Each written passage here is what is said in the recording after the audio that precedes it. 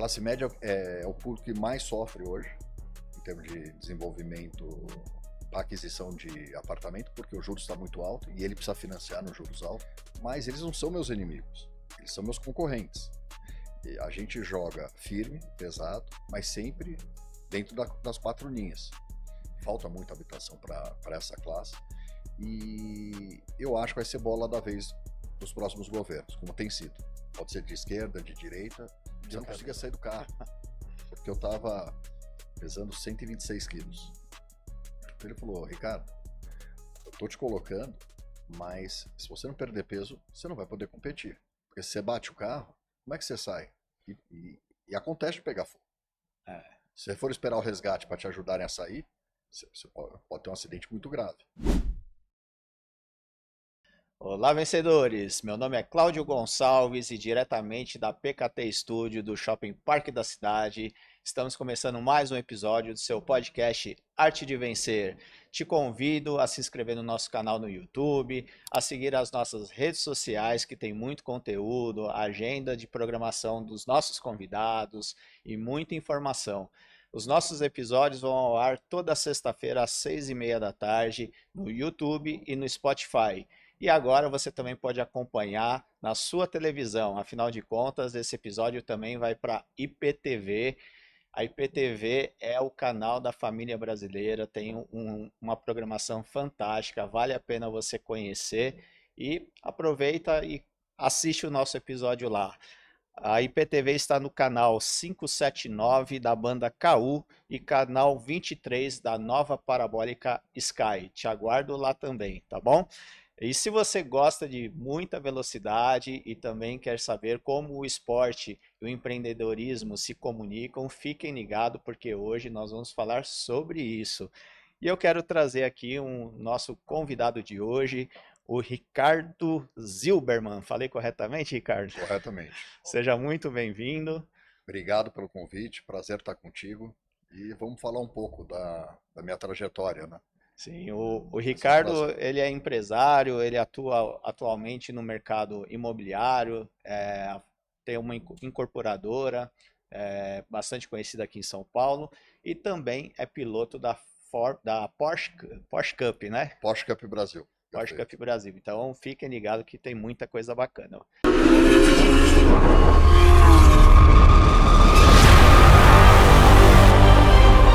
Meu nome é Ricardo Zilberman, eu sou empresário da área de incorporações imobiliárias, atuo em São Paulo, sou apaixonado por carros desde moleque, então sempre eu tive um sonho relacionado à Porsche. Porsche para mim era algo inatingível.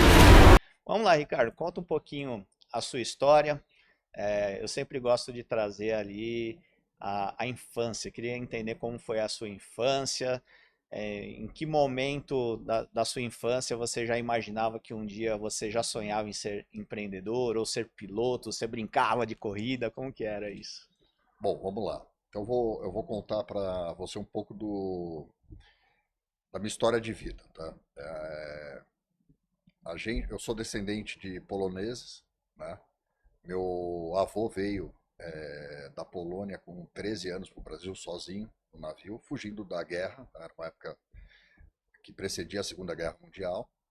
E a nossa história começou de uma forma muito humilde, né? Meu avô, ele não tinha nem o primeiro grau completo.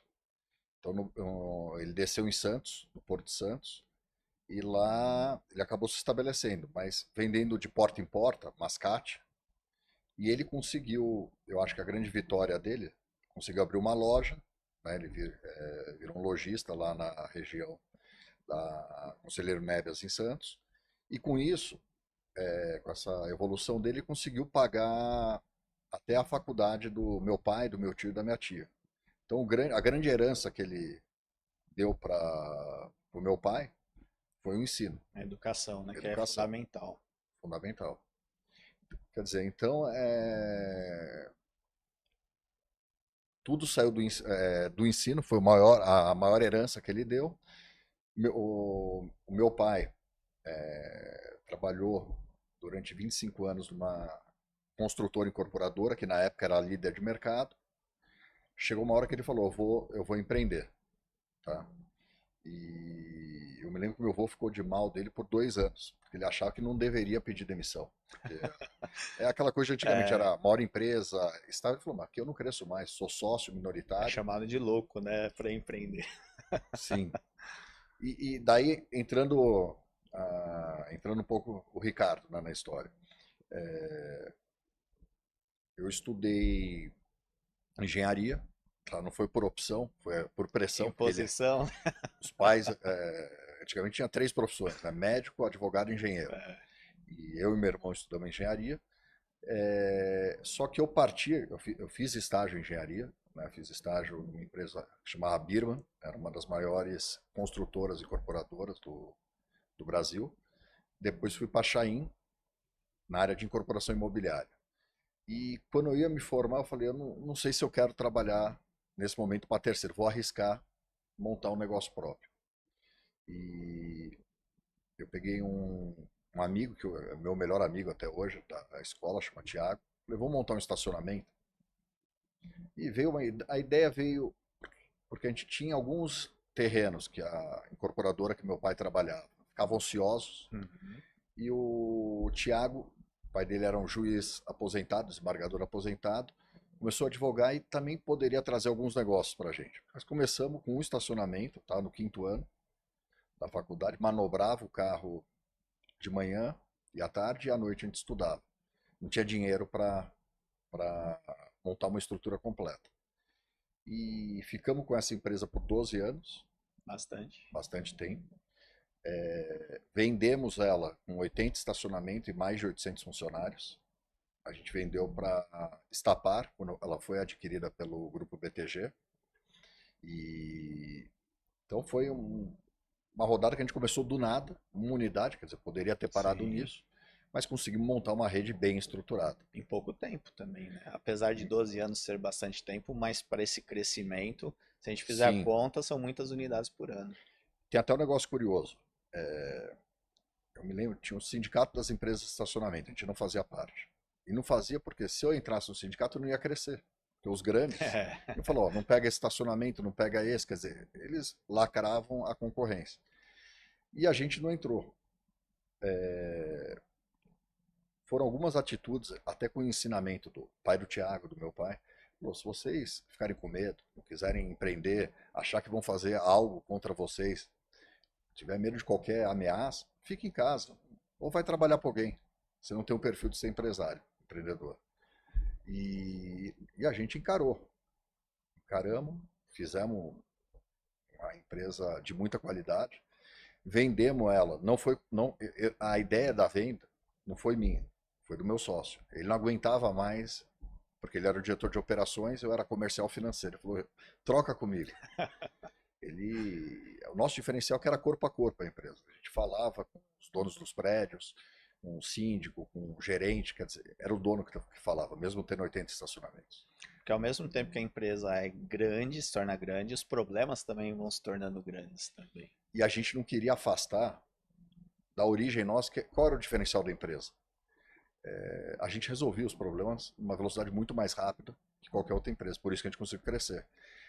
Só que também cansava demais, né? Ele principalmente na operação. Então ele chegou e falou, meu, vamos vender. Estava no melhor momento do mercado de estacionamento, era antes de 99, era antes de Uber, era o ápice do estacionamento. E ele acertou, eu topei, foi acertado, foi um momento acertado. Depois disso, o mercado caiu. Carona, hoje o pessoal tem um espírito de carona coletivo que não tinha, bicicleta, patinete, 99, Uber. Quer dizer, não é o mesmo mercado que era Pois é. antigamente. E os custos também subiram, os terrenos foram ficando mais caros, o preço de estacionamento mais elevado, então chega um momento que com as opções existentes, né, E outra coisa, carregar 800 funcionários no não é Brasil, fácil. pessoas muito simples que caem na história de advogado, porta de sindicato, quer dizer, era ação toda semana, quer dizer, era estressante. Hoje minha vida, quer dizer, eu tenho uma empresa super enxuta em termos de funcionário, faço coisas muito maiores, mas muito mais enxuta. Quer dizer, eu mudei, eu virei a chavinha. E o primeiro estacionamento foi aonde? Foi na Rua Quintana, no Tá. Brooklyn. Era um terreno que foi lançado um flat, na época da onda dos flats. Ele ficou um ano parado. E acho que a gente teve uma sorte grande, que a gente alugou esse terreno, tinha um terreno do lado, maior que o nosso, lotado de cliente. Passou um mês, fechou para fazer um prédio. Então, eu acho que foi uma grande alavancagem, né, que incentivou a gente. E trabalhamos com hotéis, trabalhamos com hospitais, com faculdades. O INSPER, por exemplo, era nosso, administração. Prédios AAAs, tinha Birman 31, Birman 32. A gente teve grandes operações. Foi um aprendizado muito grande. Imagino. E depois do estacionamento, aí foi vendido, né? A empresa foi vendida. E aí, o que que você decidiu fazer? Então, saindo do estacionamento, eu falei, eu quero entrar em algo imobiliário, porque minha família já atuava nisso, mas não trabalhando com a família. E daí veio a ideia, um conhecido meu era um grande franqueador, tá, na época. Ele tinha várias marcas, tinha acho que 700, 800 lojas de todas as marcas. E ele veio me provocar, falou, agora que você está saindo da empresa de estacionamento, tá, você conseguiu um capital, por que não investir em imóveis, fazer centros comerciais, strip centers? Eu falei, ó, você tem o know-how de varejo, eu tenho na veia o know-how de incorporação imobiliária, de negócios imobiliários, vamos montar uma empresa. E montamos essa empresa, a princípio para fazer só em São Paulo, empreendimentos, e fomos desenvolvendo centrinhos comerciais, sempre a farmácia, um mercadinho, lavanderia, um temaki, hamburgueria, quer dizer, conveniência e serviço. Chegamos a fazer 35 empreendimentos em 6 anos de empresa, chamava Florida Center, São Paulo, interior de São Paulo e Rio de Janeiro. Tínhamos como sócio 2 fundos, RB Capital e a Latour Capital. Só que chegou um momento, meu pai me chamou, né, o seu Levi, e falou, Ricardo, eu montei a Magic para um dia vocês entrarem nela e me suceder. Ele tinha na época perto de 70 anos. Ele falou, se vocês não entrarem, eu vou desacelerar a empresa. Então, O seu irmão já estava com ele ou não? meu irmão já trabalhou com ele, meu irmão abriu a empresa com ele, e depois de 4 anos saiu, montou a empresa dele, porque dava muito curto-circuito entre os dois. E depois que saiu a relação também ficou ótima. Atua no mesmo setor. E só que daí ficou sem sucessão, né? Porque meu irmão tocando o negócio dele, eu tocando o meu negócio. E ele falou, cada centro comercial que você faz é trabalhoso. O trabalho é como uma incorporação imobiliária. Uhum. Mas um prédio que a gente faz é 30 centros comerciais. Tudo que você fez até hoje é um prédio. Veja onde você está pondo a tua força. Tá? Você pode pôr a mesma força fazer algo pequeno ou algo grande. Eu cheguei para os sócios e falei, ó, eu não vou ficar mais como executivo. Eu era o executivo que tocava, os outros sócios eram sócios investidores. Mesmo o franqueador, ele tinha a atividade dele da franqueadora, então ele dividia o tempo. Quem tocava a empresa era eu. Ele falou, se você for sair, não existe mais empresa, porque a gente não vai pôr um terceiro, não confiamos em alguém para colocar, e então vamos vender os centros comerciais. Até porque o fundo tem esse viés dele, investimento e desinvestimento. Eles venderam, as minhas participações eu consolidei em alguns empreendimentos que ficaram para mim. Mas que tipo de semelhança existia entre esses centros comerciais e um prédio? Porque você falou que eram situações muito parecidas, mas era muito mais fácil concentrar num prédio, no esforço de um prédio, em relação ao esforço de 30 centros comerciais. Em que sentido? Os dois tipos de projetos, o que você tem que fazer? Procurar um terreno, negociar esse terreno, fazer uma aquisição da área, desenvolver um projeto, aprovar o projeto, contratar uma construtora ou você construir, né? Fazer toda a construção, e depois você entrega o empreendimento, essa é a primeira fase. A incorporadora, depois que ela entrega o empreendimento, teoricamente, se ela não ficou com nada para renda, ela encerrou a incorporadora encerra a sua atividade. A gente continuava, porque ficava para renda. Então tinha que locar as lojas, administrar o condomínio, administrar a carteira de clientes. Era um trabalho que não terminava, você não vendia. Tá? Então, em termos de trabalho, era muito grande, Uhum. só que é uma proporção de investimento, falando, um centro comercial, se for vendido 20 milhões, 15 milhões. Um prédio que a gente faz hoje, o mínimo de VGV é 350, 400 milhões. Tá? Era desproporcional. O trabalho não era um Entendi. décimo, né? Um vigésimo. Então, por isso, foi acertado o que ele falou. E hoje, na incorporadora, todo esse know-how que a gente tem de centros comerciais, a gente faz nas fachadas ativas. Porque a fachada ativa é um dispositivo da Lei Municipal de São Paulo, que você faz as lojas no térreo. Uhum. Muitos incorporadores estão fazendo, não estão fazendo direito, tem uma vacância altíssima, porque não tem esse conhecimento, essa preocupação. A gente tem, então as nossas lojas estão todas ocupadas e são bem construídas, bem concebidas, bem administradas depois. Isso é um diferencial que a gente tem grande na empresa. E, e a Magic tem evoluído bem, tem crescido bastante. A gente faz, falando agora um pouco da Magic, é uma incorporadora. A origem dela era produtos de classe média, média alta. Tá. Tá? Quando eu entrei nela, eu falei, vamos olhar empreendimentos populares. Isso aí pouca gente está olhando. É um produto que tem uma demanda, eu falo que é infinita até que termine, mas é infinita hoje. Falta muita habitação para essa classe. E eu acho que vai ser bola da vez dos próximos governos, como tem sido. Pode ser de esquerda, de direita, Minha precisa ter Casa Minha habitação. Vida tá aí, né? Forte. Então hoje, 60% da empresa é Minha Casa Minha Vida. Então a gente mudou muito algo que não existia, hoje é muito forte. Fazer um empreendimento com mais de 3 mil apartamentos É uma cidade. é uma cidade. Uma cidade. Então é um conceito de cidade que envolve varejo também. Em 3 mil apartamentos você vai ter 10 mil pessoas morando. É. É um bairro. Um bairro. E aí você tem que trazer a infraestrutura ali, né? Geralmente, o Minha Casa Minha Vida que a gente faz hoje, ele não é a faixa 1. A faixa 1 é mais isolado, é mais na periferia da periferia. Uhum. A gente faz faixa 2, faixa 3 e agora faixa 4. Então são locais que você tem já um comércio, você tem um transporte bom. É importante ter mobilidade, é muito importante no Minha Casa Minha Vida para essas faixas mais altas. Então é metrô, CPTM, grande avenida. Mas não tá cada vez mais difícil conseguir terreno para esse tipo de operação? Sim, porque são terrenos grandes. E caros, né? Os terrenos de São Paulo são caros.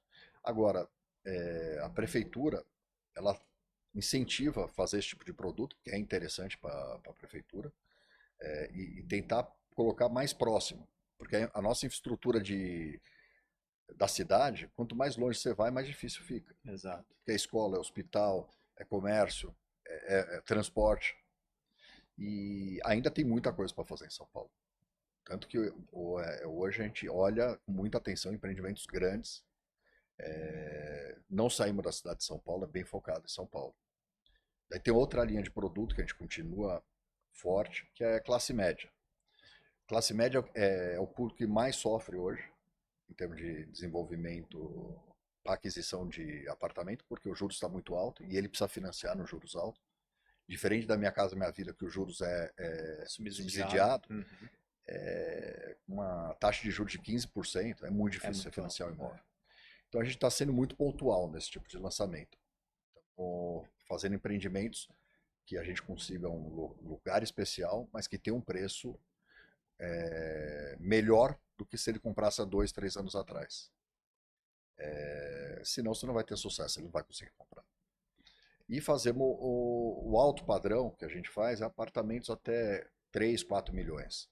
Tá? A gente não entra no altíssimo padrão. Tá? Então eu chamo de médio alto. São apartamentos no Brooklyn, Campo Belo, mas, por exemplo, Vila Nova, Moema Supernobre, a gente não entra. Tá? Não que a gente não goste, mas eu acho que a gente é muito conservador. Quando você vai comprar um terreno de altíssimo padrão, muitas vezes você tem que projetar um valor de venda acima do valor de hoje, porque tem mais concorrência para esse terreno. E o dono da empresa é o seu Levi. Tá? Ele é o fundador, dono, sócio majoritário. Ele fala, a gente não tem vaidade, tem que fazer bons projetos que dêem resultado, construir bem para não ter manutenção, formar esse legado. Não temos vaidade de querer fazer um prédio com uma marca, com outra marca, aparecer de repente numa revista como destaque. Não, a intenção não é essa. E isso A gente segue a risca. Tem que ser bons negócios e um bom negócio não é só um negócio mais rentável, é um negócio seguro. Entendi. A gente tem visto, pelo menos eu sou leigo assim, e eu acompanho um pouco o mercado imobiliário e parece que sempre tem uma bola da vez de um bairro, né? Então, por exemplo, eu morei em Moema há muitos anos. Moema veio muita construção de prédio, teve uma época assim que parece que deu uma estagnada e agora é impressionante a quantidade de lançamentos lá. Eu falo que daqui a pouco estão derrubando prédio antigo para construir prédio novo, porque não falta, falta terreno, o comércio de certa forma começa a sumir ali em volta, porque estão tudo sendo adquiridos e principalmente esses apartamentos estilo estúdios, né? Esses apartamentos menores, houve uma invasão muito forte e é o que você falou, ou são os estúdios ou são os altíssimo padrão, né? E, e é curioso isso, é que alguns bairros parece que tem uma explosão de lançamento, você fala aonde tem mercado para tudo isso. E ao mesmo tempo, por exemplo, onde nós estamos agora, perto da Chácara Santo Antônio, você não vê grandes lançamentos, você não vê grandes movimentações. Apesar que falam que o próximo bairro aqui da Zona Sul, talvez seja para esse lado aqui, ter um boom imobiliário. Isso acontece mesmo? Ó, vamos lá. Como é que o mercado imobiliário se desenvolve? Você tem o plano diretor da cidade, tem a lei de uso e ocupação do solo. Tivemos uma revisão recente, no começo desse ano, uma revisão do plano que está em vigor, que vai ser renovado, feito um novo plano em 29. Onde tem potencial construtivo, seguindo as premissas do plano diretor, é onde vai desenvolver o mercado imobiliário. Moema, por exemplo, alguns anos atrás, você estava com potencial construtivo bloqueado em alguns locais. Né? Hoje, São Paulo, onde tem mais potencial para fazer esse tipo de empreendimento, chama ZEU.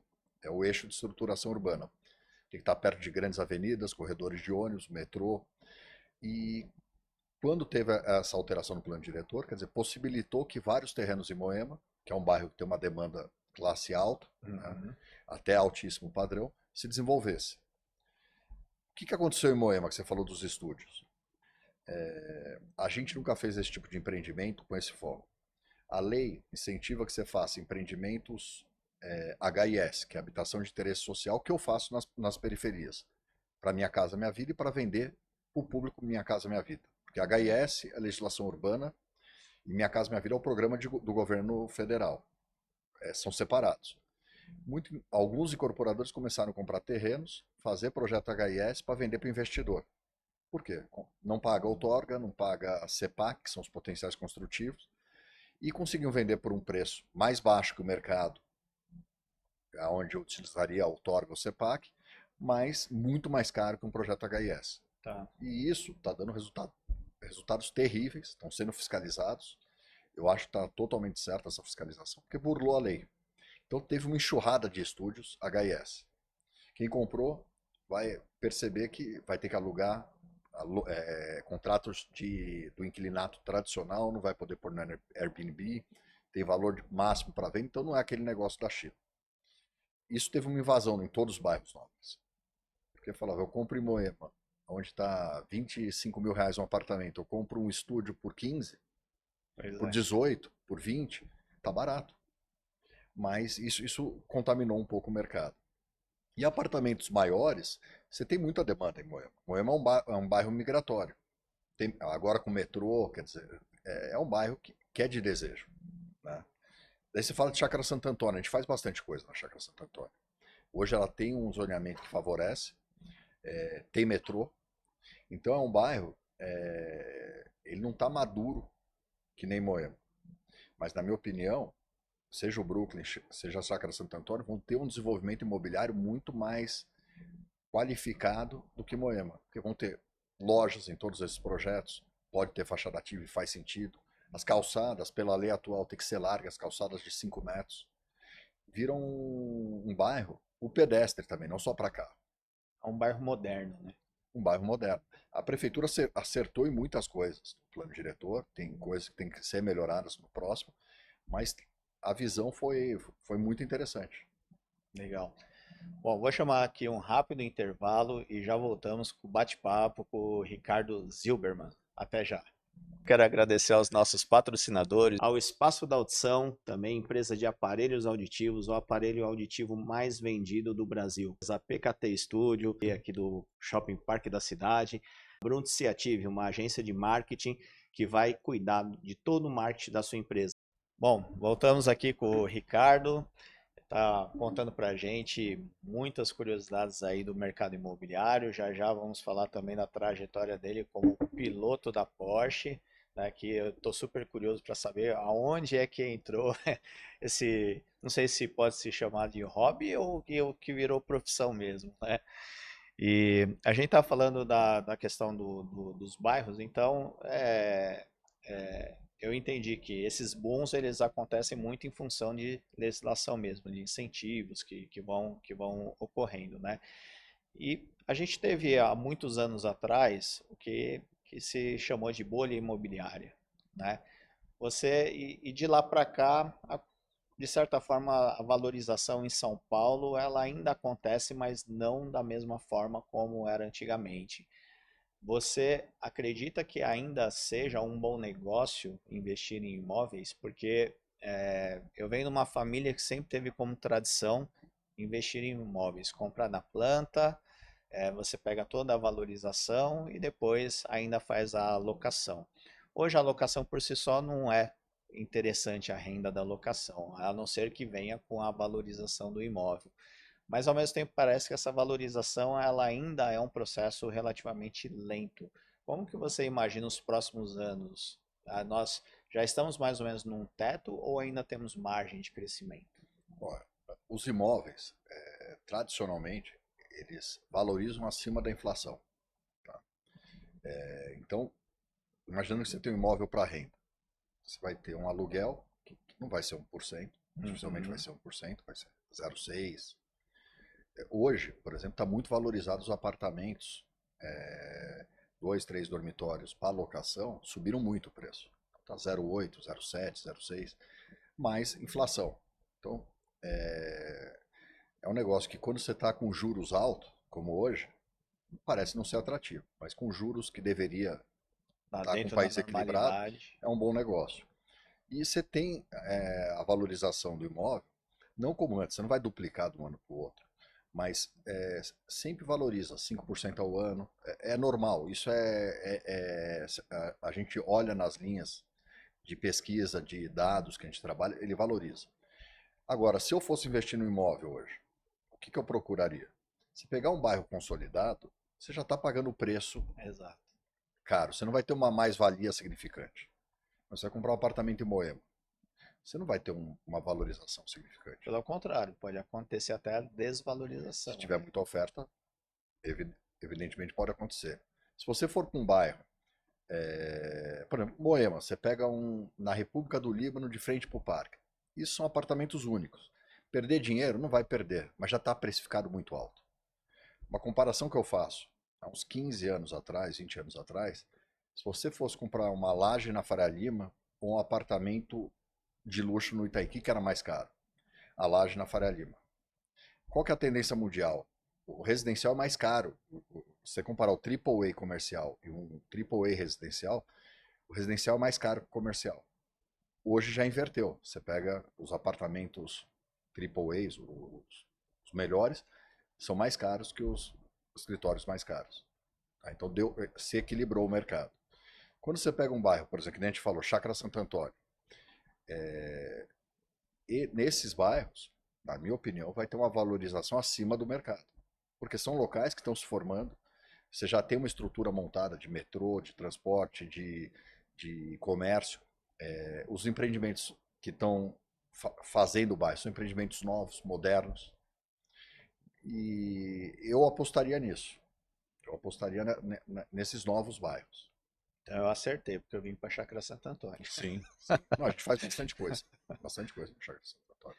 Ao mesmo tempo, se você pegar o alto padrão, esses imóveis que você falou que vocês atuam nessa faixa de 2, 3 milhões aí, ao mesmo tempo existe uma exigência desse condomínio ser um complexo ali de atividades, eles querem ter uma quadra de tênis, querem ter algumas coisas que a gente sabe que consome espaço de terreno também. Isso acaba encarecendo demais, porque vai dificultando, porque existe uma carência de terrenos grandes, já começa por aí, né? Ao mesmo tempo, ainda caro, um metro quadrado muito caro, e às vezes de exigências de um público que quer ter determinadas coisas dentro desse condomínio, que às vezes vai se tornar meio incompatível com o custo. Tanto é que eu acho que muito desses estúdios é isso, é terreno pequeno que você monta um monte de unidade lá e sai vendendo. Você acredita que cada vez mais em São Paulo vai ser difícil conseguir construir empreendimentos com essa característica que esse público talvez deseja? Ó, vamos lá. Então, vou separar a resposta por dois tipos de produto. O estúdio, quem aluga por locação longa, muitas vezes o que tem acontecido, você vê estudante ou jovem que mora, eventualmente ele está na Zona Leste, mas trabalha na Zona Sul. Para ir voltar todo dia é muito desgastante. Então ele falou, eu pego uma base, apartamento de 25 metros, que é um estúdio, Uhum. mas próximo do trabalho. Então consegue fazer ginástica, consegue fazer um curso, consegue ter lazer após o trabalho. Se ele for voltar, seja de metrô, seja de carro, vai demorar 2 horas. Vai perder 3 horas, 3 horas e meia num dia no trânsito. Então isso é muito inteligente. Você poder morar perto do trabalho e no fim de semana ele vai para casa da família, etc. Acontece isso também em hospitais, perto de hospitais. Você tem Uhum. médicos que moram em outras cidades, estudantes também, que estão perto das faculdades. Então tem esse público real. É que também esses apartamentos pequenos são usados na locação temporária, Exato. no Airbnb, né? E se não for HIS, pode utilizar dessa forma e tem servido bem, porque a cidade de São Paulo recebe muita gente. Turismo de negócio, turismo São muitos de lazer, eventos. é muito evento. E eles ficaram muito competitivos em relação aos flats, os hotéis. Então, quem quer ter algo moderno, econômico, não está preocupado em ter uma grande piscina, academia. Não, ele tá para participar de um evento na cidade. Não quer ficar no hotel. Faz muito sentido. Tá? Indo para o alto padrão, médio alto, esse de 3, 4 milhões. A gente procura terrenos, por exemplo, no Brooklyn a gente está lançando dois produtos. Um que a gente lançou esse ano, 178 metros. Tem quadra de tênis, piscina descoberta, raia coberta, spa, salão de festa, que hoje a gente fez um conceito que o convidado ele não acessa É as áreas sociais do isolado, prédio, é né? isolado. Pelo térreo ele já acessa o salão de festa. Então traz mais segurança, privacidade, menos incômodo para quando se faz uma festa, o salão está conectado no andar de cima, que já é uma residência. Da Ruído. meia-noite, vai ter reclamação, é normal.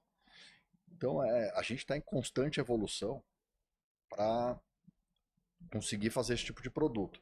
Agora, você precisa de terrenos maiores. Terreno de 3.000 metros, 3.500 metros. Daí você consegue fazer um belo produto. E uma coisa interessante, se você tem um condomínio que tem mais de 100 apartamentos, desse de alto padrão, você tem um condomínio enxuto em termos de preço. Você tem muitos serviços, muitas comodidades, mas é um condomínio barato. Enquanto você, por exemplo, você mora no prédio antigo em Moema, com 15 apartamentos de 150 metros, você vai pagar 10 mil de condomínio, Muito caro. 8 mil de condomínio, ou você vai ter que pôr portaria eletrônica virtual. Você acaba tendo que abrir mão de comodidade de segurança, porque você não divide a conta. E a metodologia de construção mudou, porque se pegava antigamente um apartamento de 200 metros quadrados, era um por andar. Hoje, às vezes, são quatro por andar nessa Sim. metragem, né? Não, Então também mudou. a gente mesmo, por exemplo, até 180 metros, a gente faz 4 por andar, com elevador privativo social, É, é como se fosse um por andar. exato. Um prédio que eu teria 20 apartamentos, hoje eu tenho 80. E com uma área de lazer muito melhor que eu faria num de 20 apartamentos. Essa parte do projeto também evoluiu bastante. Questão de vaga de garagem. Eu sou suspeito porque eu gosto de carro. Mas, por exemplo, eu vejo as pessoas hoje em dia, os jovens, você tem apartamento de 200 metros, 250 metros, que antes, se não tivesse 4, 5 vagas, não era um apartamento olhado, pelo menos 4 vagas. Hoje, 180 metros faz com 2 vagas, sem reclamação nenhuma. 230 metros, 3 vagas. Então, mudou também o conceito de como se aproveitar as áreas. É entender o comportamento, né, das pessoas. Sim.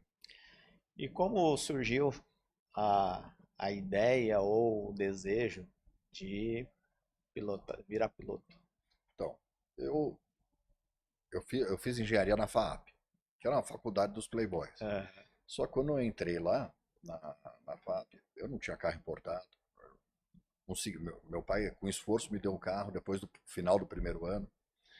Não era fácil para mim, mas meus amigos, o pessoal que a gente conhecia, era a faculdade por metro quadrado que tinha mais carro importado. Então eu ficava olhando, admirando, desejo, né, de ter, mas era algo que era inatingível. E eu fui trabalhando, conquistando as coisas, e um dia eu falei, eu vou comprar um carro, que era um Porsche que eu via bastante na FAP, estava na moda na época, que era ano 2000, até 2008 tinha esse modelo. E eu consegui comprar. Né? Eu comprei porque eu falei, eu quero esse, não é o novo. É um carro que eu tenho até hoje. É uma 911 Carreira S, modelo 997. E foi aí que eu entrei no negócio de automobilismo. Então, eu comprei o carro, você começa a entrar em clubes de fãs de carro, né? Esse carro que eu tenho é 2008, então já tem, você está falando, já vai ter 17 anos. 17 anos, já são 20 anos. E comecei a entrar nesse grupo. Depois comprei um outro carro, já um carro novo, moderno. Falaram, por que você não faz um track day? O que é o track day? Track day, algumas concessionárias, né? A concessionária que eu sou parceiro e conheço há muito tempo é a Stuttgart, aqueles que me incentivaram desde o começo, ela monta um evento no autódromo. Daí você vai com o teu carro, vem um instrutor te ensinar, porque você não tem noção nenhuma, né, de pilotagem, e você começa a fazer voltas competindo contra você mesmo, contra o tempo. Sozinho. Tem outros carros lá, mas você não disputa a posição. Não, teoricamente não poderia disputar a posição. É contra o cronômetro. E daí você fica um fim de semana fazendo isso, no último dia tem a tomada de tempo e você pode ser premiado. Então eu comecei a fazer, formei um grupo de amigos, isso foi coisa de mais de 10 anos. E alguns amigos saíam, falavam, pô, o track day ficou pouco, eu quero aproveitar e vou pilotar uma categoria. E eu continuava. Chegou uma hora, eu estava com 47 anos, hoje estou com 48. Não, estava com 46, desculpa. Saiu mais uma leva de amigos, eu falei, meu, faz um teste. Eu falei, caramba, mas tá bom pra mim, eu tenho vontade, mas não sei se eu tenho jeito, porque é outra coisa. Daí eu fui na Porsche Cup fazer um teste, isso fazem 2 anos. O dono da categoria me recebeu, já era uma pessoa que eu conhecia, e ele falou, pilota para me ver, né, num carro de corrida, você tem que pôr macacão, eu nunca usava macacão, eu usava capacete só, macacão, luva, capacete, o carro não tem ar-condicionado, o carro não tem controle de tração, o carro Totalmente diferente. não, um carro raiz, e ele é fabricado na Porsche, numa fábrica de carro de corrida. Então, olhando de fora parece que é parecido, mas totalmente, a mecânica é de um carro de corrida, e não tem nenhum conforto. Você olha dentro, não tem nada no carro, só o teu banco. E daí ele falou, ó, você foi, tá ok. Acho que você tem que aprender agora a dirigir um carro desse, que é totalmente diferente. E é totalmente diferente. Mas tenta sair do carro. Né? Eu não conseguia sair do carro, porque eu estava pesando 126 quilos. Então ele falou, Ricardo, eu tô te colocando, mas se você não perder peso, você não vai poder competir. Porque se você bate o carro, como é que você sai? E acontece de pegar fogo. Se você for esperar o resgate para te ajudarem a sair, você pode ter um acidente muito grave. Daí eu peguei e falei, ó, vamos fazer o seguinte, eu vou ter que virar a chave. Eu falei, mas quantos quilos eu perco? Falou, se você perder uns 10, 12 quilos, tá bom. E eu falei, putz, será que eu não posso aproveitar isso para fazer algo mais forte? Porque no trabalho sempre eu fui assim, empreendedor, resiliente, tomava porrada. No outro dia eu já estava forte de novo. Falei, por que na vida pessoal eu não consigo? Então eu perdi de 126 quilos, eu fui para 89. Uau. Hoje eu fico entre 89 e 91. Quando está 91, acendeu a luz vermelha. Eu odiava fazer ginástica. Algo que eu não. Academia estava longe. Eu tinha confraria de vinho, fazia jantares de vinho 2, 3 vezes por semana. Era outro. Eu vou ter que me reeducar também, né? Porque senão eu vou emagrecer e depois vou pegar tudo de novo. Então, fiz uma reeducação alimentar, que hoje já é natural para mim, sinto falta. Bebo vinho, adoro vinho, mas o que eu bebia 2 garrafas, eu bebo 3 taças, 2 taças. Comecei a fazer ginástica com uma frequência semanal forte. Hoje eu treino 3, 4 vezes por semana só musculação, fora as outras atividades. E quando eu entrei no ano passado, que foi a primeira temporada, o que eu notei? Com 47 anos, eu não tinha a mesma agilidade que a molecada de 18 a 30 anos. Não tem mesmo. Eu falei, como é que faz para melhorar isso, né? Daí me indicaram um lugar chamado Pilotec. É um lugar que você faz treino psicofísico. Então, ele faz você desenvolver habilidades, Reflexo, essas coisas. reflexo, ser multitarefa. Porque eu tô no carro, você tem o teu coach ou engenheiro, os dois falam com você, me infernizando a corrida inteira. O engenheiro falando do carro, pedindo para me dar reporte, e o coach falando, passa esse, cuidado com aquele, para não perder posição, quer dizer, orientando sobre o contexto da pista. Então, você tem que ficar atento na pista, no rádio. Você não vira que nem no carro normal para ver os retrovisores. Você olha pela visão periférica. Você vê vulto. Tá? O espelho, o retrovisor, você olha. Você tem que olhar como é que você vai frear um carro que está 270, 260 na reta de Interlagos. Você freia no 100, 125, 100 metros, 70 metros, dependendo da condição de pista, de 260 para 60 por hora. Tudo isso tem uma técnica para se fazer. E o nível de concentração é extremamente alto, né? São 3, 4 atividades que você faz ao mesmo tempo. Então eu comecei a treinar na Pilotec.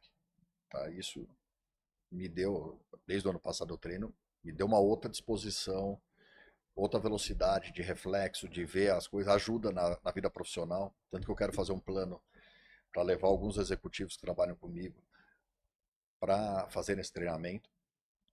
Então isso foi uma das medidas. O que mais? Esse tipo de treinamento, independente de ser piloto ou não, é interessante, né? Eles são abertos para qualquer pessoa, a maioria é piloto. Né? Hoje a molecada frequenta muito lá, porque eles competem entre eles, então para ficar mais rápido. E você tem muito piloto profissional. A Stock Car, os pilotos da Stock Car estão lá também. É um diferencial. Não fazer isso, você vai ter desvantagem. Enquanto você está falando, a gente vai passar umas imagens que a gente recebeu umas imagens um pouco desses treinos e vai estar passando aí no episódio para o pessoal acompanhar e entender como que é essa dinâmica. Não, é demais, é demais. No começo, tudo você tem que forçar, né? Porque eu ia lá... Então é isso que eu ia te perguntar, como foi essa virada-chave? Porque não é fácil. Eu falo porque eu também não sou fã de academia, fujo. Para mim é assim, tem que ter o esporte para fazer uma atividade física, para ter que colocar uma bola ali, tem que ser um esporte. O tênis, o squash, esse tipo de coisa. Agora, musculação, essas coisas de academia, eu nunca consegui gostar, já tentei várias vezes começar, mas sempre bate aquela preguiça. Como foi essa virada de chave? Porque depois que vira hábito, aí se torna até prazeroso. Mas quanto tempo mais ou menos levou para que isso fizesse parte do seu prazer mesmo e não só uma situação forçada? Ó, o começo, que foi quando eu fiz o teste, até a primeira corrida, eu estava mais preocupado em emagrecer do que as outras coisas. Quando eu fiz a primeira corrida, falei, opa, o negócio é maior. Se eu quiser ter uma evolução, eu vou ter que fazer outras atividades. A corrida, tá, na Porsche Cup, foi o que virou a chave. E eu percebi que se eu não fizesse algumas coisas, eu estaria muito atrás. Né? Eu ia ter uma evolução muito mais lenta. Então eu falei, eu vou ter que me forçar a isso. Só que tudo se transforma em hábito. Hoje, por exemplo, eu falto na academia por algum motivo, algum compromisso, eu sinto falta. Eu falto na psicofísica, eu sinto falta. E fora outros treinamentos que a gente é obrigado a fazer. Por exemplo, eu tenho simulador no escritório, montei uma sala com simulador. Hoje o treino dos pilotos, inclusive piloto de Fórmula 1, é muito simulador. Muito simulador. Você tem a tecnologia, você tem que estar embarcado na tecnologia. E simulador, trabalho o dia inteiro, eu fico até às 8. Chego às 9 horas, 8 e meia no escritório, fico até 8, 8 e meia da noite, tem que ser depois. Pelo menos 1 hora por dia. Então tem que ser metódico. Daí se eu beber o dia anterior, será que eu vou conseguir treinar de manhã e treinar à noite? Não vai. Você vai mudando pelo teu contexto de vida, né? Outra coisa que é muito importante, eu faço kart também. Todo fim de semana, domingo eu vou no kart, ou sábado ou domingo. 4 horas de treino, né, intervalado. O kart que eu uso hoje é um kart que chama Shifter. São 6 marchas. É o kart mais rápido do mundo. Um amigo meu, quando me apresentou pro kart, ele me pegou uma peça. Falou, não, compra esse que é o quê? Eu não entendia nada de kart. Eu tinha andado 2 vezes no indoor. Eu fui para Interlagos andar no kartódromo, o pessoal me xingando, porque eu não são 6 marchas. Eu não conseguia sair da segunda, terceira. Hoje eu sou à vontade, eu ando à vontade bem forte nesse kart. Chega a 140 por hora. 140 por hora. E kart 140 parece que tá 300, né? Os pilotos de Fórmula 1, eles gostam muito de kart, mas tem a preocupação porque machuca, né? O kart você não tem para-choque, é você. Mas eles falam que é o treino que mais se assemelha com um carro de Fórmula 1. Interessante, eu adoro kart também. Eu vou toda semana, é de lei, é de lei. Então eu montei várias categorias de treino que fazem você virar a chave, inclusive de alimentação, bebida. Eu sei que se sábado à noite eu sair, beber muito, como é que eu vou acordar às 7 da manhã para estar no cartódromo, às 8 e meia, e fazer uma performance boa? Eu tô com uma equipe lá me esperando, quer dizer, eu tenho responsabilidade, né? Isso é uma coisa que eu acho bem interessante na vida das pessoas, né? Quando surge um propósito. Quando surge um propósito maior, é incrível como a nossa vida ela muda totalmente e automaticamente em função de um propósito. E o automobilismo te trouxe isso, né? Sim. Porque também a vida de empresário, de empreendedor, é tanto estresse de coisas no dia a dia que a gente vai entrando, a gente se torna relaxado com nós mesmos, né? É quando a gente ganha peso, se alimenta mal, estresse, aí você não faz uma atividade física muitas vezes, né? Então, às vezes você chega estressado em casa, vamos abrir uma garrafa de vinho, tomar uma cerveja para dar aquela quebrada, né? Então, isso eu acho fantástico, quando você se apega num propósito maior, como as coisas mudam. E é interessante ver todo esse processo que aconteceu com você de uma forma rápida, porque assim, tanta gente, que nem você falou, você perdeu praticamente 40 quilos, né? Quase 40 quilos. Então, aí tem gente que às vezes 5 quilos não consegue, né? Então, a importância de um propósito maior para que as coisas realmente aconteçam. Você sabe que eu estava no ano que eu fiz o teste, eu tinha marcado uma bariátrica. Daí um dia antes da bariátrica eu pensei, falei, eu não tenho nenhuma doença. Eu tenho a preguiça e eu que estou me acabando. Daí liguei pro médico e falei, eu não vou fazer. Ficou bravo pra caramba, porque eu tinha já reservado. Falei, eu não vou fazer. Se teve algum prejuízo, a gente vê para eu te reembolsar, mas não vou fazer. E foi a melhor coisa que eu fiz. Foi a melhor coisa que eu fiz. E a Porsche Cup, né, esse esporte que hoje eu levo a sério, não é minha profissão, mas eu levo como um compromisso igual ao da minha profissão. Tem que fazer direito. Tem que fazer direito. Sabendo separar o momento de trabalho e o momento de lazer. Ele é meu lazer, mas levado de forma profissional. Tem uma equipe toda dedicada comigo, quer dizer, eu tenho responsabilidade com a equipe. Sem dúvida. Já vamos falar sobre isso. Só vou chamar mais um último intervalo aqui do nosso programa e já voltamos com a continuação da nossa entrevista, nosso bate-papo com o Ricardo. Até já. Quero agradecer aos nossos patrocinadores, ao Espaço da Audição, também empresa de aparelhos auditivos, o aparelho auditivo mais vendido do Brasil. A PKT Studio, aqui do Shopping Parque da Cidade. Brunt Ciative, uma agência de marketing que vai cuidar de todo o marketing da sua empresa. Bom, voltamos aqui para o nosso último bloco e a gente está falando sobre isso, né?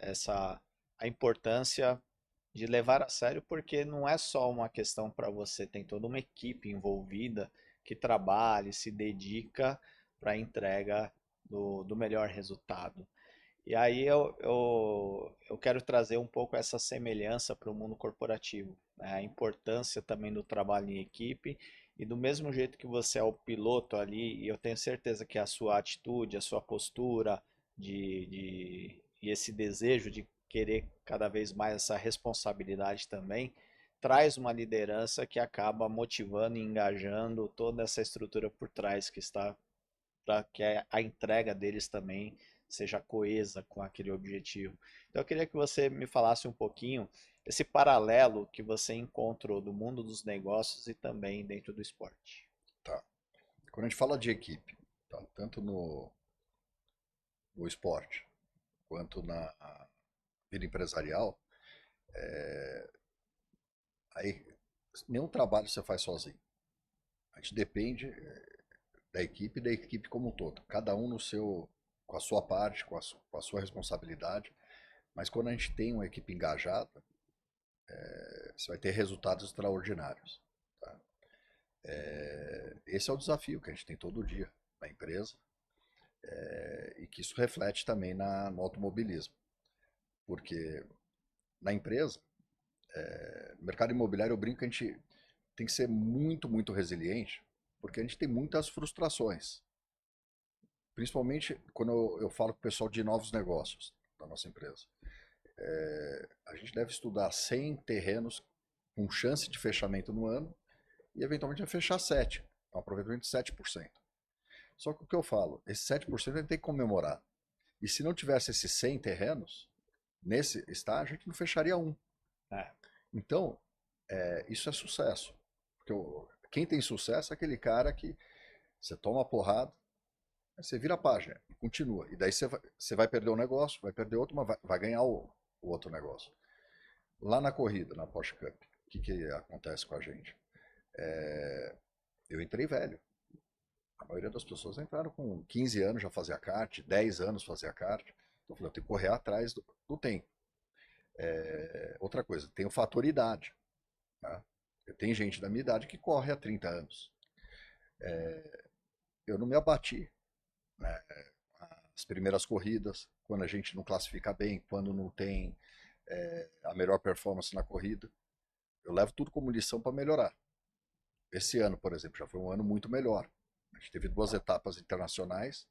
Nas 2 etapas eu fiquei no pódio, fui em quinto, e na outra etapa eu fiquei em segundo. Foi em Estoril? Foi em Estoril, em segundo, quer dizer, foi uma posição, para mim, muito, muito boa, né? E foi um reconhecimento de todo o trabalho que a gente fez com a equipe. Porque a equipe, lá na Porsche Cup, muitas vezes, quando não vinha o resultado, eles mesmos achavam que a culpa era. Eu falei, a culpa não é de vocês. A culpa não é de vocês, não é minha, faz parte de um processo. Então, quando você encara dessa forma, você vai melhorar, você vai fazer e vai chegar no teu limite. E eu pus uma coisa muito importante para mim como meta na Porsche Cup. Por exemplo, dentro do meu grid, tem meninos de 17, 18 anos que se bobear vão virar pilotos profissionais. Eles têm essa. Eu não estou competindo contra eles. Eles têm outro estágio de vida. Para eu ter a evolução que eu estou tendo e eventualmente até um dia disputar com eles, eu estou competindo contra mim mesmo. Eu tenho que melhorar cada corrida, cada treino, cada momento está melhor. Mas esse raciocínio é importante, né? Porque se você começa a competir com os outros, aquilo vai te angustiando de alguma forma, né? E acredito eu que justamente por todo esse cenário, essa adaptação é um pouco mais difícil para, acho que foi um pouco difícil para você, né? De entrar numa competição com pessoas que estavam correndo há muito mais tempo, que Que a habilidade vem muito da recorrência de você fazer as coisas, né? Então, a habilidade que você tem de muitos anos na área imobiliária, hoje não é a mesma como piloto. E a cada ano que passar, essas habilidades vão crescendo, porque tudo é a prática, o treino que vai aprimorando, né? O desafio com a habilidade vai crescendo, né? Mas é interessante ver também quanto você acreditar que você é capaz de fazer as coisas bem feitas, mesmo com todas as adversidades e mesmo com o cenário externo, quando você foca em fazer sempre o seu melhor, às vezes a gente se surpreende até com os resultados, porque eu imagino que no começo você até começou meio sem pretensão, tipo, tem muita gente aqui, porque são quantos pilotos? Chegam a ter no nosso grid atual 24. Então são bastante, né? Então não é fácil conseguir um pódio. Então, como foi? De início você já tinha essa pretensão assim de rapidamente já conseguir atingir o pódio? Ou é uma coisa que você encarou ali muito como aprendizado? É, e o quanto também o relacionamento com pessoas ali que estavam há mais tempo trouxe de aprendizado para você para que nesse processo de evolução? Eu acho que a primeira coisa que eu não. Eu, por característica pessoal, se é muito fácil, eu canso. Então, qualquer atividade que eu faço, Porque o perde a graça. desafio ali, né? Seja do âmbito que for. Então, lá na. Quando eu entendi que eu estava num negócio que ia ser bem difícil, isso me deu uma força muito grande. Eu acho que essa foi a primeira coisa. A segunda, competir contra mim mesmo. Não adianta eu ficar olhando o líder do campeonato se eu ainda estou 10 passos atrás dele. Então, deixa eu melhorar comigo mesmo e os resultados vão começar a aparecer. Essa foi uma outra lição que eu tive. Tá? Você tem que olhar para você. Profissionalmente, se eu ficar olhando só para as outras empresas, eu não cuido da minha empresa. Né? Exato. Então, isso foi muito bom. E tem que treinar, tem que se dedicar, tem que. Até a. Você sabe que você tem até a mente que tirar todos os problemas que você tem na hora que você está no carro. Você não tem tempo para pensar em outra coisa. E tudo isso é condicionamento. É condicionamento. Mas você sabe que tudo isso, eu acho que trouxe também um ganho muito grande para a empresa. Porque num outro aspecto, que teoricamente é lazer que eu levo super a sério, me trouxe mais resiliência. Entendeu? Mais resiliência. Porque na empresa eu tive muitas adversidades, mas na Porsche Cup eu entrei por baixo. Por baixo, é uma coisa que eu não tinha feito já no passado. Então toda essa evolução mostrou que tudo é possível. Tudo é possível. Você lembra na sua primeira corrida, qual foi o seu sentimento largando ao lado de mais 23 carros? Eu achei, por exemplo, a temporada do ano passado foi uma temporada que eu diria mais amena. Tá? Foi uma temporada.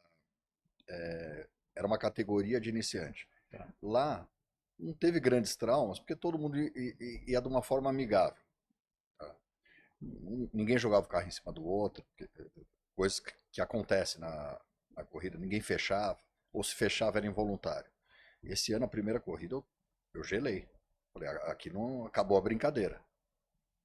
O pessoal já fechando, disputando, tentando te ultrapassar, você até em locais perigosos. Eu comecei a ter as primeiras batidas. Tive duas batidas que foram mais fortes. Uma por erro meu, a outra foi condição de pista, muita gente bateu naquele trecho.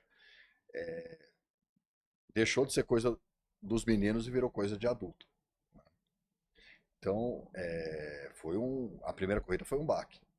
Foi um baque, porque você mudou. É totalmente competitivo. Todos querem ter.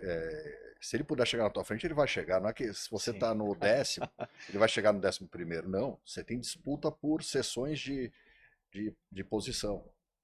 E hoje eu já estou mais à vontade. Mas eu acho que tem muito que evoluir, tem muito aprendizado, muita experiência para.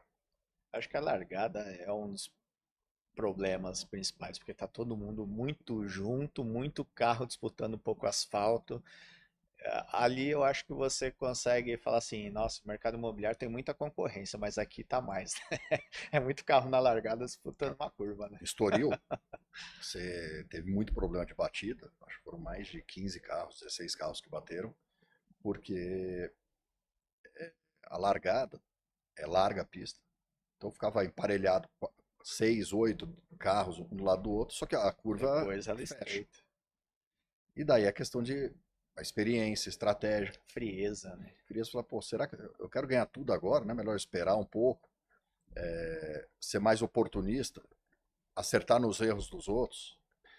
Isso, a experiência da vida, faz você ficar um pouco mais pé no chão e ter uma vantagem, né? Porque muita gente vai por impulso. Ele vê que pode passar 5, 6 carros numa troca de posição, mas pode bater também, né? Isso eu acho legal porque mostra você saber dominar a competitividade que existe dentro da gente. Porque eu acredito que ao pilotar, talvez deve ter aumentado um pouquinho no seu lado empresarial a questão da competitividade. Porque eu acredito, eu sou muito fã do Senna, né? E o Senna já fala assim, depois que eu comecei a pilotar, eu descobri que eu não nasci para ser segundo, né? Então aumenta essa competitividade. Você deve trazer no mundo dos negócios talvez um comportamento mais competitivo, talvez, né? Mas ao mesmo tempo saber dominar que ser competitivo não significa ser ansioso e você muitas vezes tem que ter a paciência e a frieza de esperar o momento certo, que é isso que você está falando, né? A competitividade vem da inteligência, de entender o que está acontecendo no momento e saber se encaixar dentro de tudo isso, né? E não ir com aquela sede ao pote de que tenho que resolver tudo isso agora, né? O que a gente faz, e eu faço isso na vida profissional. E, por exemplo, a gente concorre com vários incorporadores. E o que eu encaro ele? Tem vezes que eu estou comprando um terreno, pô, o incorporador está batendo no mesmo terreno. Eu estou lançando um empreendimento, o incorporador está lançando do lado. Mas eles não são meus inimigos, eles são meus concorrentes. E a gente joga firme, pesado, mas sempre dentro das quatro linhas. Não vou ser desleal. E não vou Sim. ser, e não vou fazer nada que fuja dos meus princípios. E isso eu levei para a pista também. Quer dizer, por mais competitivo, eu vejo eles como concorrentes, mas não inimigos. Né? Eu acho que para mim é muito importante, seja pessoal, profissionalmente ou no esporte, você seguir o que se acredita, né? A forma que você atua na tua vida. E você trouxe aqui o seu capacete, que é o que você utiliza nas corridas, né? Por sinal, lindo, maravilhoso. Você está me contando um pouquinho de bastidor aqui, a história dele. Me conta um pouquinho. Então, esse é o segundo capacete que eu tenho, né? O primeiro foi feito para a temporada do ano passado e esse para a temporada desse ano. Como tecnologia, ele tem algumas alterações, foi até por isso que eu troquei, porque eu adorava o outro, é muito parecido com esse. Ele é de carbono, então é mais leve, tá? Parece que 1 quilo e meio não faz diferença, mas na corrida a gente está no carro a 60 graus, 65 graus. Tudo que se alivia te deixa mais confortável. Isso é um Tá? forno, né? É um forno, é um forno. Ele tem o sistema de som que eu escuto, o engenheiro ou o coach, é um sistema que já é embutido, então eu acabo não tendo que pôr aqueles fios que Uhum. me incomodavam. E com relação à arte dele, é muito parecida com a arte do ano passado, eu segui a mesma linha. Quem fez esse capacete para mim é o estúdio do Cid Mosca, que fez o do Ayrton Senna. Ele é hoje o Alan, que é o filho do Cid, que comanda, né, o estúdio. É um cara que eu sou fã por toda a história que tem. E ele é mais tradicional, né? Ele faz aquela arte mais tradicional. Quer dizer, quando eu fiz esse desenho,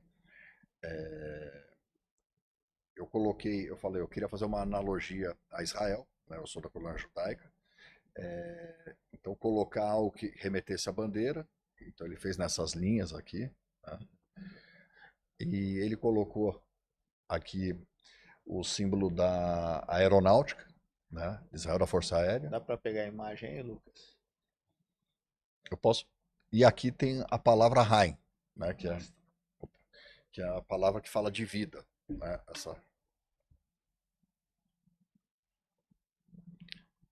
palavra Rain, que é uma palavra remete à vida, remete à sorte, né? É uma palavra que eu sempre carrego comigo.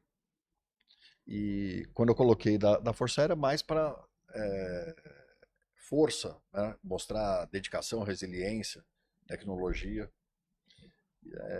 É isso. Que legal. Muito bonito. Quantos quilos pesa?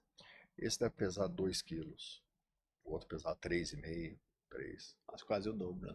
quase que é leve. O outro já era de uma resina leve, mas esse é bem mais confortável para usar.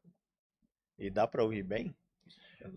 Escuta. Mesmo com o outro, a comunicação é muito importante.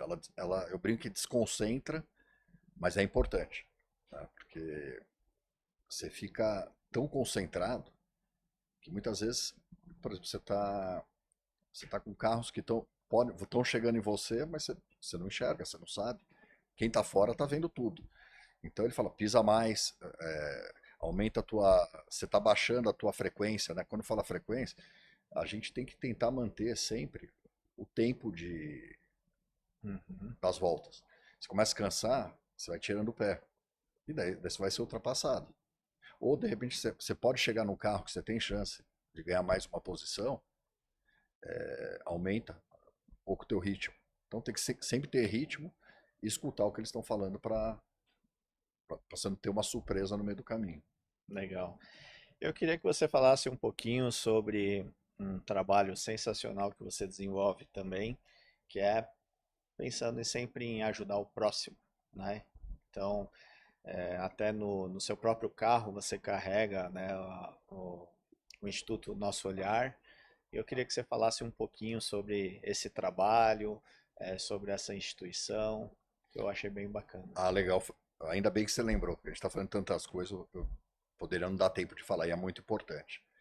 O Instituto Nosso Olhar, ele foi fundado por um casal, né, que eu conheço eles há mais de 20 anos, mas eles fundaram o Instituto a partir do momento que eles tiveram um filho, o primeiro filho deles, nasceu com síndrome de Down e com um problema bem grave no coração, quer dizer, com um risco, inclusive, de vida. E após saindo do período crítico, a Thaísa, né, ela falou, vou dedicar minha vida a crianças com deficiência. Isso vai ser o meu motivo de viver. Ela abriu mão de uma carreira promissora no mercado imobiliário e criou um instituto, uma sementinha para poder ajudar pessoas que passavam pelas mesmas condições e muitas vezes a maior parte das pessoas carentes, que não tem recurso para tratar um filho com deficiência. E dela alugou uma sede, né, do instituto, logo no início, e começou a desenvolver esse trabalho. Né? Qual o trabalho? Atender, são crianças com síndrome de Down, crianças com outras deficiências, adolescentes, e ela tem feito também capacitação você pega, por exemplo, um jovem que tem síndrome de Down, a empresa precisa contratar ele para trabalhar, mas a empresa não está treinada como lidar com ele para tirar o máximo do potencial, Sim. para não deixar ele café com leite. Se deixar um adolescente ou até um adulto de lado, não está tirando o potencial, você está fazendo mal para ele. Você está atendendo a lei que pede Uma que tem. inclusão, uma falsa inclusão. E não é por mal, muitas vezes é por ignorância. Exato. A maior parte é por ignorância. Então hoje, tem vários programas lá, mas, por exemplo, esse programa de capacitação que eu gosto muito, é um programa que você treina a empresa, você vai treinar multiplicadores dentro da empresa, como explorar esse potencial, como fazer com que ele desenvolva cada vez mais. E você treina também a pessoa que vai trabalhar, né, a criança, o adolescente, para ele entender como se desenvolver nesse negócio. É uma parceria. A gente hoje está pondo muito em empresas de food service, né, que são esses restaurantes grandes, a gente está tendo um grande apoio. Eu vejo como um trabalho fantástico. Eu sou conselheiro fiscal, tá? Esse ano eu entrei como conselheiro fiscal do Instituto. Conseguimos, com doações, comprar um terreno próprio para poder agora construir a sede. Então, acredito que ano que vem a gente já arrecade os fundos para ter uma sede própria, porque daí sobra mais dinheiro para a gente investir em mais programas como esse. E hoje tem quantas pessoas envolvidas nesse projeto? Hoje se atende mensalmente 200 pessoas e a ideia, com esse prédio que vai ser maior, um prédio feito especialmente, chegar a perto de 1.000 pessoas por mês. Que legal, eu acho que é uma dica importante para os empreendedores, né, que querem também apoiar, trazendo para sua empresa essas pessoas que precisam trabalhar também, precisam de oportunidades. E é um trabalho muito bacana, porque é isso, às vezes você coloca lá e não consegue lidar, explorar tudo. Então eu achei muito, muito bacana. Até quero parabenizar. E como que a pessoa, se que ela quiser contribuir com o Instituto, como que ela faz? Eu posso passar o Instagram do Por Instituto, daí favor. vocês podem colocar no ar. Eu não sei se eu tenho A gente coloca na na legenda. legenda. E lá tem todas as informações. Podem entrar em contato comigo. Muita gente entra em contato comigo. Quer dizer, eu me viro nos 30. Isso é prioridade também, é um assunto importante. Aproveita e deixa suas redes sociais aí também. Sim, eu tenho no Instagram, né, que é onde todo mundo me segue, é a Zpilot, mas escreve Z tracinho Pilot. Tá, vamos colocar também na legenda para que vocês possam seguir. E outra coisa legal, a Porsche Cup apoia ela gostou tanto do projeto, tá? Conheceu o projeto, foi na sede. Eu levo sempre eles nas corridas de Interlagos, que hoje ela é uma apoiadora oficial do projeto, está dentro da Porsche Cup. Que legal, muito bacana ver essa rede de relacionamento contribuindo também para um bem social. E você também participa muito com incentivo de crianças carentes, dando oportunidade de eles correrem de kart também. Conta um pouquinho sobre isso, que eu acho que é uma iniciativa bacana também. Então, esse é um trabalho que eu tô ainda é uma semente, né? A gente eu já estou atuando, mas quero atuar mais forte. Pegar, você tem vários, por exemplo, filhos de mecânico, que hoje não se interessam em seguir a profissão do pai. E os mecânicos atuais, eles têm que se modernizar também, porque hoje o carro é outra tecnologia. Você pega um carro de 20 anos atrás para hoje você tem muitos recursos computadorizados, tal. Então tem que formar uma nova geração e trazer que eles tenham orgulho de suceder o pai na profissão, tá? Então esse é um desafio que a gente fala, porque vai envelhecendo. É, Outro, você tem pilotos que são carentes, não tem dinheiro para comprar um pneu, então dependendo da ajuda de um, de outro, e muitas vezes são talentosíssimos, poderiam estar no topo, mas precisam de uma ajuda. Por exemplo, um jogo de pneu de kart hoje custa R$ 1.300. é um esporte caro. É caro, é caro. Eu brinco que o kart, se você comparar com a Porsche Cup, é muito barato. Mas como esporte normal, por exemplo, eu queria andar de kart quando eu era pequeno, meu pai falava, vai andar de carrinho de rolemã, não vou. Só que esses meninos são talentosos, tudo começa no kart. Ele pode virar um grande piloto. E a gente tem separado alguns pilotos, muitas vezes tem um que a gente ajuda, que os pais faleceram, ele mora de favor na casa do tio, e está ganhando um montão de campeonato.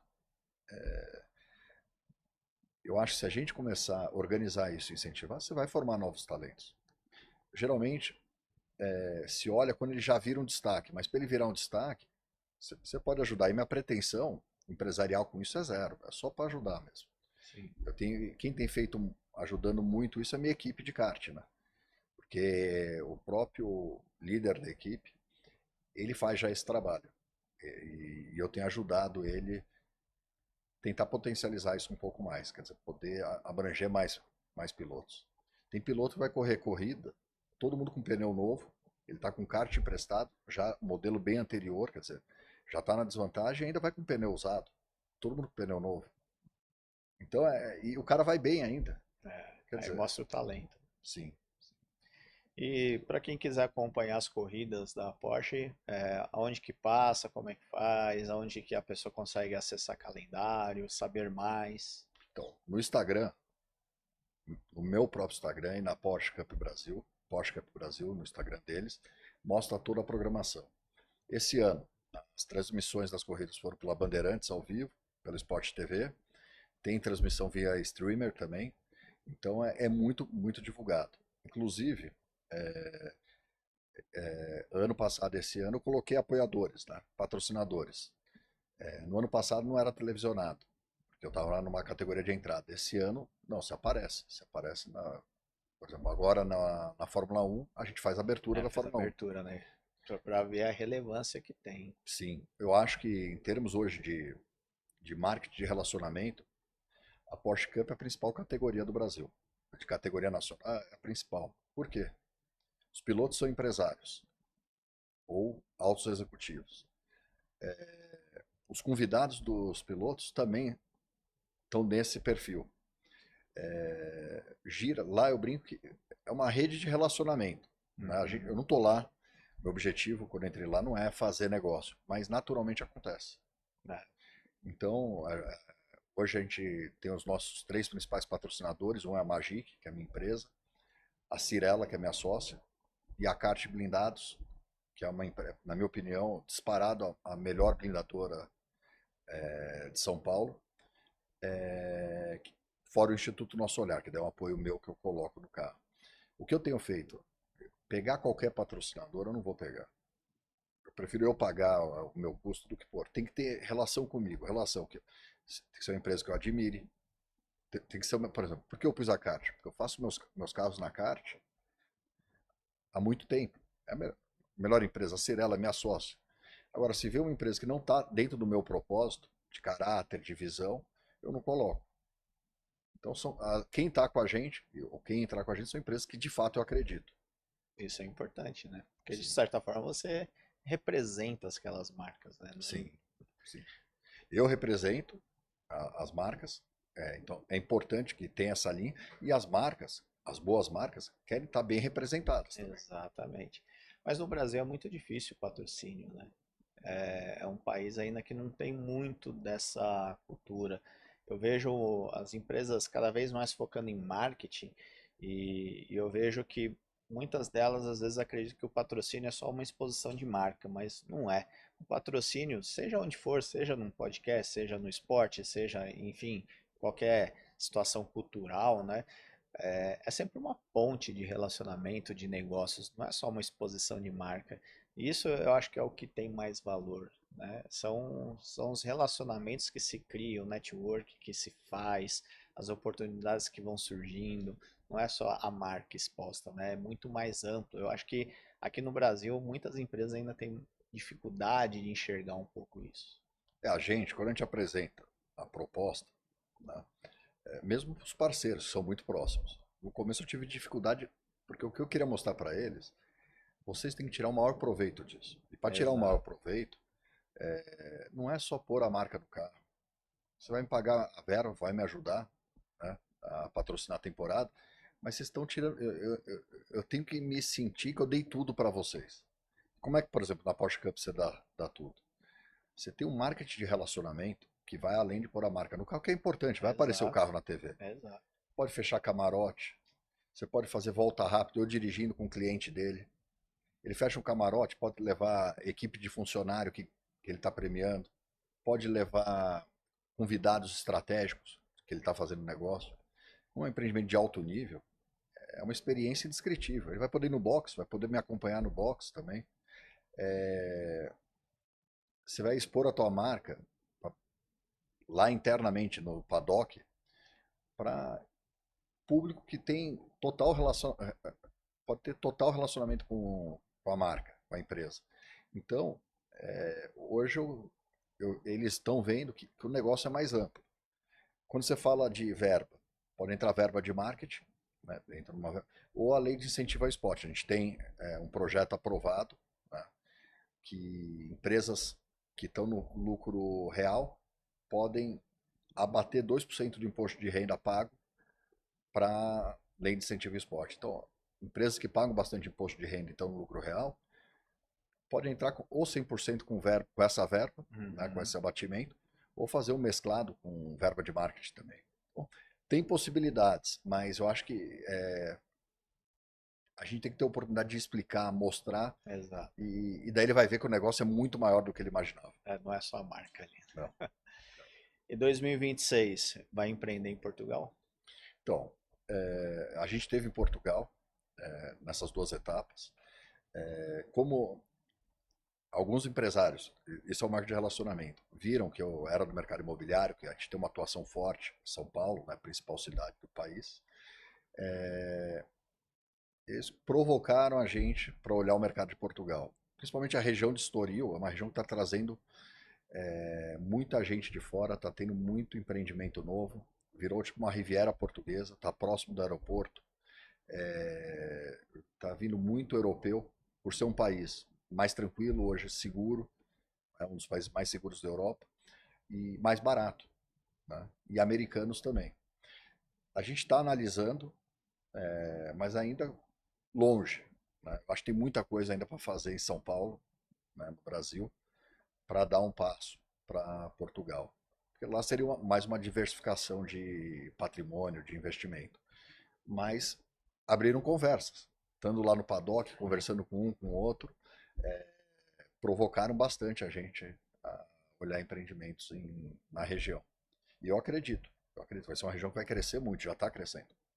Eu não conheço lá, mas coloquei como missão para o próximo ano conhecer. Sou descendente de português e não conheço Portugal, é uma vergonha, né? Não, tem, meu, é maravilhoso. Posso falar você come bem, o- é um lugar seguro. Tem morador de rua, mas não é seguro. Eles não mexem, não vi crime. Você vai para Londres, você vai para Paris hoje, você tem que ficar atento com o relógio, com carteira. Não tem esse tipo de crime lá. E é um lugar muito bonito. E você que tem o teu sangue, né, da família tem que conhecer. Eu que não sou português já tive, acho que a quarta vez agora. Já conheci muitos países, mas Portugal ainda não. Vai Olha, ser minha próxima viagem. boa, boa. Bom, Ricardo, quero te agradecer pelo bate-papo, foi muito legal conhecer a sua história. Te desejo todo o sucesso do mundo nos seus empreendimentos, também na Porsche. Tenho certeza que quem está nos assistindo vai passar a acompanhar o seu trabalho. Eu sou um amante de automobilismo, muito fã do Ayrton Senna. O autódromo de Interlagos durante muitos anos era quase que meu quintal, porque eu vivia lá desde quando podia ter corrida de Fusca, de Uno, eu estava lá assistindo, eu sou um amante. Já tive a experiência de pilotar no autódromo uma vez com o Ricardo Maurício, que eu Sim, o fiz. Ricardinho Maurício.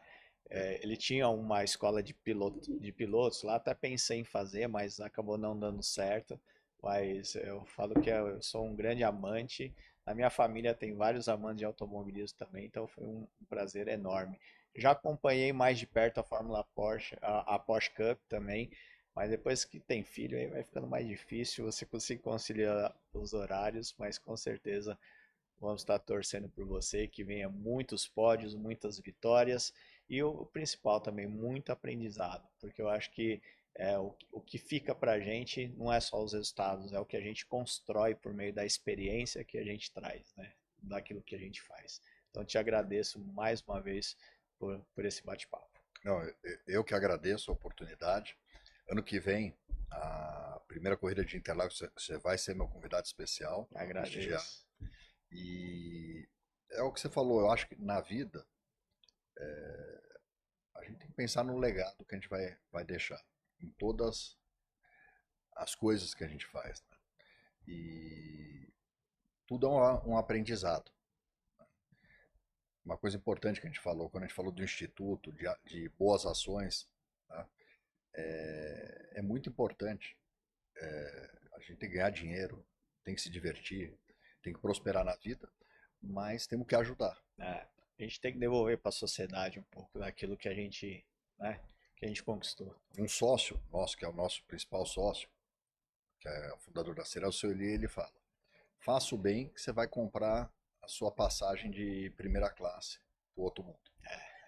Então, isso é muito importante. Sim. Muito importante. E principalmente aqui no Brasil, né, que eu vejo que tem muita gente que quer ajudar, mas às vezes eu conheço muita gente que quer ajudar, mas tem dúvidas sobre locais sérios, né, que a gente infelizmente tem que lidar com isso também.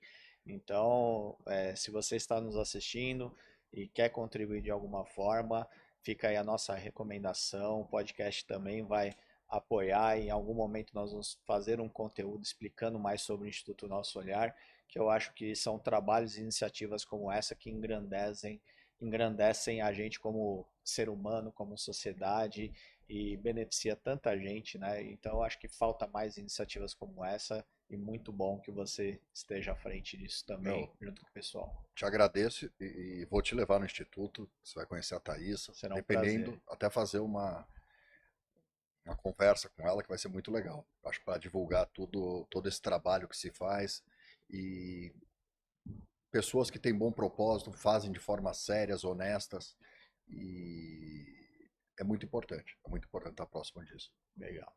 Obrigado. Obrigado, sucesso.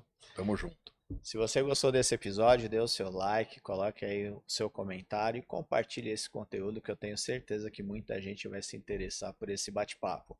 Muito obrigado pela sua audiência e até o próximo episódio do podcast Arte de Vencer. Até lá.